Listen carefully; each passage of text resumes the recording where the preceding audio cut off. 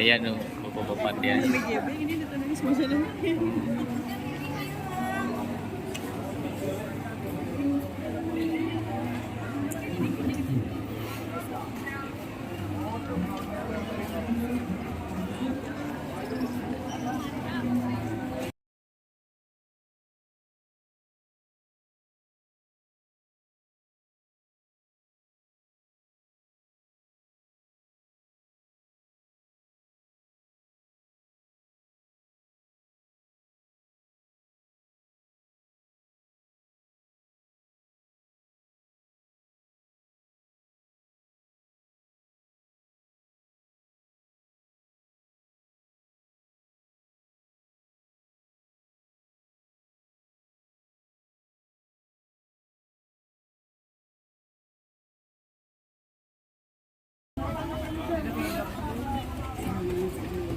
Itu mah enak. Jadi mau ngaruhnya.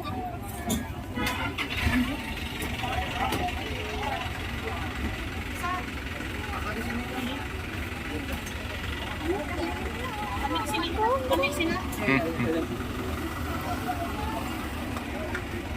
Kan maju ini. Di tengah maju pula.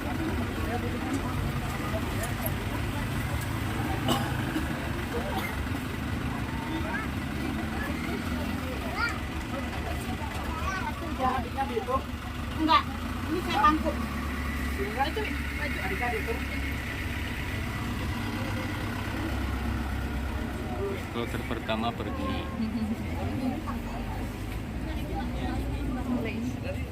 Hmm.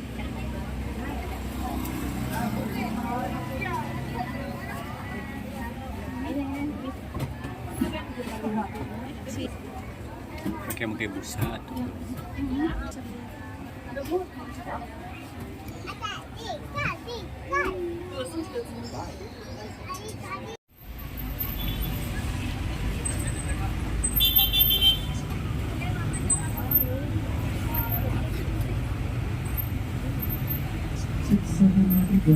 Bapak Ibu materi semuanya, sahabat belakang ibu suaranya kedengaran ya? Halo? Ya. Oke, sebelumnya Bapak Ibu materi boleh disapa dulu. Assalamualaikum warahmatullahi wabarakatuh. Salam. Sampura Kuraslen yang akan mengizinkan saya berbicara, maka saatnya kita silakan.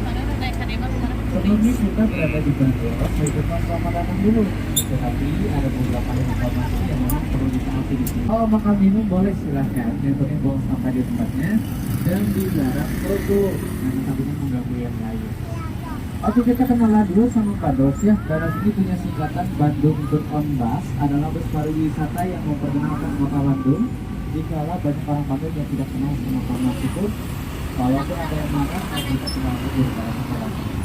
Bapak Ibu akan saudara sekalian, meskipun banyak orang yang lebih suka Bandros 2 juta.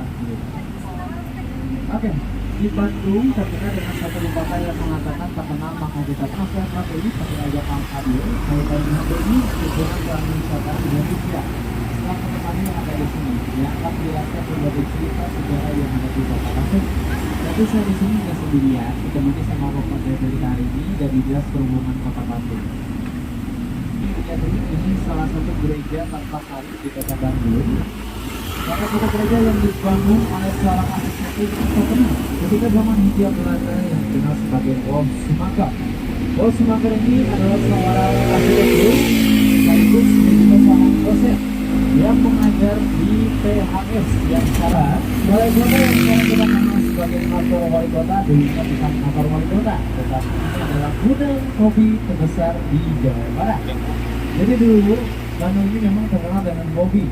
Jadi karena orang Belanda ya, karena dulu orang Belanda itu sangat suka dengan kopi. Saking sukanya mereka menanamkan sampai 1000 jenis biji kopi di Bandung. Dan semuanya tentu. Makanya ada istilah kalau di Bandung itu apa? Suka jadi. Jadi nanam apapun pasti jadi. Suka jadi Ya. Ini dia. Jadi dulu dikenal namanya Gedong Papa. Gedong Papa ini yang pegang orang paling kaya yang dikenal sebagai Andreas de Wilde. Andreas de Wilde ini yang pertama ya, dia seorang saudagar kopi, di mana gudang kopi ini dia yang pegang. Dia saudagar tengah, Karena dia dipercayakan gitu ya, diberikan hak untuk memegang 40% tanah kota Bandung. Dia juga seorang ahli bedah, terkenal seluruh Indonesia di kalangan orang Belanda. Coba ya, itulah dia Andreas Milbergen. Sekarang kita masuk ke Jalan Aceh. Sebelumnya ini kita menyeberangi Jalan Merdeka. Di Jalan Merdeka ini sebelah kiri kita depan itu ada mall pertama di kota Bandung, Bandung Indah Plaza atau BIP. BIP Bandung Indah Plaza. Kita masuk ke Jalan Aceh, salah satu jalan yang diambil dari nama-nama pulau. Jadi mungkin bagian dari luar kota. Ini sempat viral di Bandung. Sebelah kiri ada ayam sari lapa sama rumah yang berbeda.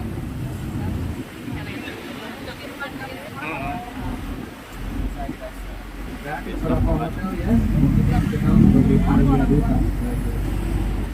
Terus di depan sebelah kanan Bapak Ibu kami sekalian ini ada Tugu Maung namanya. Ini sebagai titik perbatasan wilayah orang Belanda dulunya. Ini Tugu kalau kita lihat ada berapa maungnya? Harusnya ada 4 sebenarnya. Tapi itu satu lagi hilang. Nah, kalau bisa disebut ini patung satu lagi bisa kurang. Ketika kembali ini dulu ini karena berat situ jatuh jadi pindah ke sini. Jadi mau pulang. Kabur. Ini adalah kantor dinas Bank dan Tugas Siliwangi yang dulunya sebagai markas pusat tentara Hindia Belanda. Kalau di Bandung, karena dulu orang Bandung melihat yang namanya itu perempuan, anggap aja mama yang namanya jadi Mahoni. Kalau bapaknya Mahani. jadi Pahoni. itu namanya Kiraka. Jadi kira-kira tapi nyata, simpelnya orang Bandung bikin apa kayak gitu. Kalau sebelah kanan ini Taman Maloku, ini taman yang dikenal sebagai taman yang paling atas di kota Bandung. Karena dulu ini dijadikan sebagai tempat nongkrongnya orang-orang yang siang namanya dewa, malamnya jadi dewi. Yang pakai jeans malamnya pakai rok. Tetapi saya bukan alumni di sini tuh ya. Kita lanjut lagi, masuk ke jalan daripada Jalan Ambon. Wah, tadi ke Aceh, sekarang tadi ke Maluku juga, sekarang kita ke Ambon. Keliling itu bisa kemana jalannya. Nah, Bapak Ibu akan itu sekalian, Ambon ini salah satu kawasan kuliner yang terkenal di kota Bandung. Di mana di Jalan Ambon ini, mungkin salah satu yang bisa dilihat di sini itu adalah kawasan kuliner. Ini mau plastik rumah. Bukan. Kawasan kuliner malam yang cabangnya Lengkong kecil. Sebelah kanan ini dia kawasan kuliner Saparua. Ini Saparua sebenarnya juga adalah tempat olahraga dan juga menjadi tempat olahraga yang kurang berguna. Karena kalau olahraga di sini pasti pulangnya bawa salah. Apakah benar soalnya ya? Dilanjut lagi Bapak Ibu akan sekalian, kita mau masuk ke Jalan Riau. Riau ini salah satu jalan yang memang sudah diganti namanya menjadi Jalan LLRE Marta Dinata. Tetapi penyebutan LLRE ini belibet bagi orang-orang Bandung, susah. Lebih enaknya apa Jalan Riau aja. Sampai-sampai orang Bandung kebanyakan tidak tahu LLRE itu apa gitu ya. LLRE dalam singkatannya Laksamana Laut Raden Edi Marta Dinata. Itulah LLRE. Nah, ini udah jangan kesini lagi. Ini dia Bapak Ibu hadirin sekalian. Jadi jalan yang juga dikenal sebagai kawasan favorit di mana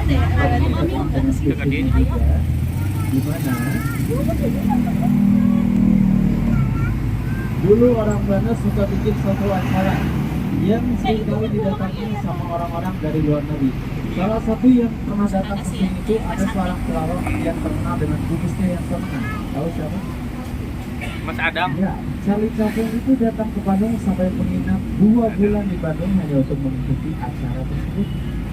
Jadi pusat perhatian, pusat pameran dan juga pusat fashion. Karena kan pusat fashion itu sampai sekarang itu di Paris misalnya. Nah dulu baru pernah makanya kenapa Bandung dijadikan sebagai Bandung Eropa. Itu dari fashion ya. Ada yang bilang kalau dari Paris itu dari bangunan yang ada di Bandung ini mirip kayak Paris katanya. Itu kurang tepat. Karena bangunan di kota Bandung itu tidak mirip seperti di Paris. tetapi lebih mengambil nuansa Eropa yang dipadukan dengan nuansa Indonesia. Kita lanjut lagi Bapak Ibu KTT semuanya, di mana di jalan ini kita mau melewati satu ikon kota Bandung. Nama gedung Sate. Kenapa sih dikenal namanya Gedung Sate? Karena dulu memang orang-orang Bandung tidak bisa menyebut nama asli Gedung Sate, susah. Dan dulu yang terkenalnya itu sate, padahal di atasnya itu adalah menangkal petiran. Dan bentuknya itu nggak mirip kayak sate. Kenapa? Bulat-bulat dicolok kayak Cilok. kayak apa? Masa gedung cilok asli. Cilok. Tapi itu bisa saja terjadi ya. Ini bisa saja menjadi gedung cilok menurutnya kalau misalnya cilok yang viral. Gedung cilok. Tapi karena beliau yang terkenal satu ya dikenal Ya, ada gedung baru sate. Gitu ya. Tapi ya aneh aja kalau misalnya cilok itu. Masa gubernur Jawa Barat mengatakan gedung Sate cilok. kan sorot. Di sebelah kiri adalah gedung sate yang menjadi gedung kuliner ke Jawa Barat. Menjadi salah satu ikon kota Bandung juga. Coba sebelah kiri Bapak Ibu KTT semuanya. Gedung sate kalau misalnya ada event atau acara, ya, kita bisa masuk ke dalam. Dulu di Bandung ini yang terkenal tuh sate. Kalau di Bandung ternyata sebelah kanan ini ada Oseng Mercon Cando juga di sini sebelah kiri. Sebelah kanan. Lama ini ya, karena kalau di Bandung kan kalau udah makanan yang pedas gitu ya, padukan dengan jukut goreng, pasti lama. Lalu sebelah kirinya ini banyak ya, kawasan kuliner salah satunya juga di sini. Sebelah kiri SMA Negeri 20 Bandung, atau mungkin lebih dikenal sebagai sekolahnya Dilan, Dilan. Ya, sebelah kanan. Istiqomah sebelah kanan. Istiqomah ini dulunya adalah tempat daripada Taman Citarum atau Citarum Square, di mana di taman ini terdapat satu patung dulunya yang dikatakan setengah telanjang karena nggak sopan lagi bawah. Namanya patung Nero, Nederland in the Radio Open Paskaman. Itu sebagai tempat radionya orang Belanda dulunya. Radio saudara cukup. Sekarang coba tepuk tangan satu kali. Dan saya bilang jangan mau dihipnotis ya. Hati-hati, kalau di Bandung banyak yang seperti itu ya. Ini sebelah kiri salah satu tempat kopi shop, tempat nongkrong yang terkenal di jalan ini namanya Tusen. Meskipun namanya Tusen, harganya nggak Tusen. Bahkan orang Bandung kalau kesini belinya bukan kopi tapi lemon tea. Buat gaya doang. Ini seragam dulu.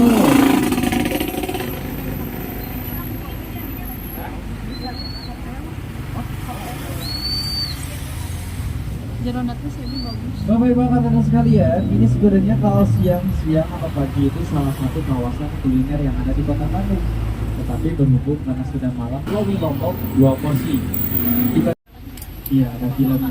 Rumah Kentang itu, serem nggak? Nah, itulah kenapa kalau dulu dikenalnya hantu kentang, kalau sekarang mah hantu tokoel. Nah, jadi mungkin Rumah Kentang sendiri itu kan sudah seperti yang Ibu bilang tadi, udah ada filmnya.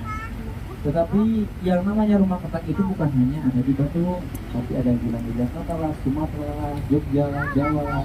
Karena orang-orang dulu itu tidak ada internet, tidak ada HP, jadi mereka hanya mendengar, percaya, udah gitu.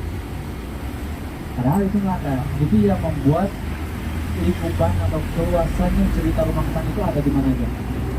Yang menjadi saking banyak mitos kalau di Indonesia. Memang benar, mitos itu ada beberapa yang harus kita taati, tetapi saking banyaknya orang yang membuat menjadi itu.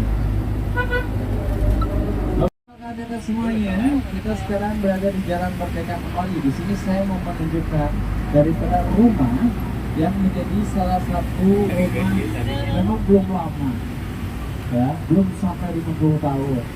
Tetapi ini rumah mengambil nuansa Belanda, noni-noni Belanda dulu. Ini ketika pada tahun 1990-an atau pada tahun 2000-an yang dulunya adalah tempat makan. Tetapi lama dikosongkan, dan meskipun jadi bangunan tidak begitu lama, tetapi nuansanya itu loh. Kalau kita lihat kita serem banget, tetapi mengambil nuansa yang benar-benar Belanda. Warnanya putih, halaman gereja, ada juga kata polisi. Itu satu rumah yang memang belum dilakukan. Ini rumah belum 50 tahun, tapi kelihatan angker ya, oh. Apalagi di Bandung ini kebanyakan bangunan-bangunannya itu lebih dari 100 tahun. Salah satu contohnya apa? ada SMP 2 yang sudah berdiri sejak tahun 1913. Kurang lebih apa yang seperti dijadikan film bangku kosong. Apa? Aci dicolok. Cilok. Aci dicolok itu cilok. Aci digoreng cireng. Aci digulung cilok. Kalau aci pakai tomat yang boleh ditunggu dalam bawahnya pakai mata dalam. Tapi kalau sudah dalam hati ini dan tujuannya memijat kepala karena dapat menjadi sahabat Nabi.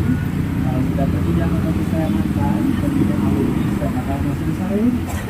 Itu tuh Mas Bini Pantun, kesetiaan tanpa batas.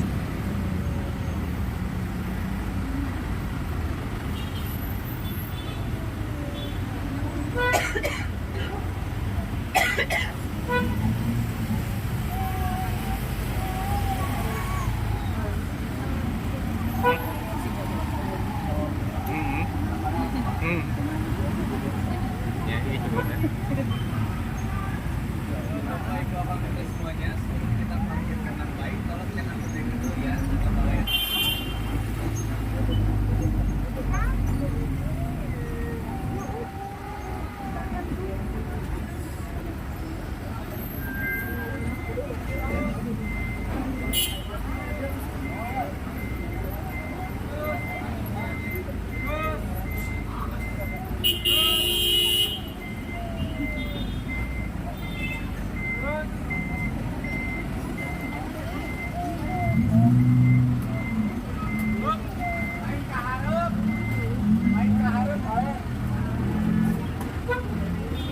Yang sebelah depan dulu.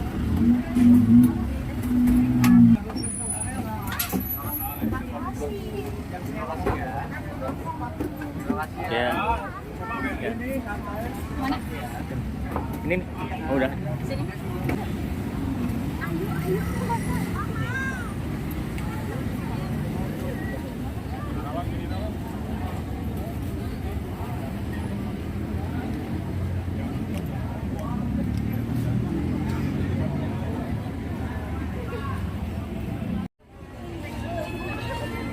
Pas berang makan rada ngerep apa rada is saya. Penting makan ya.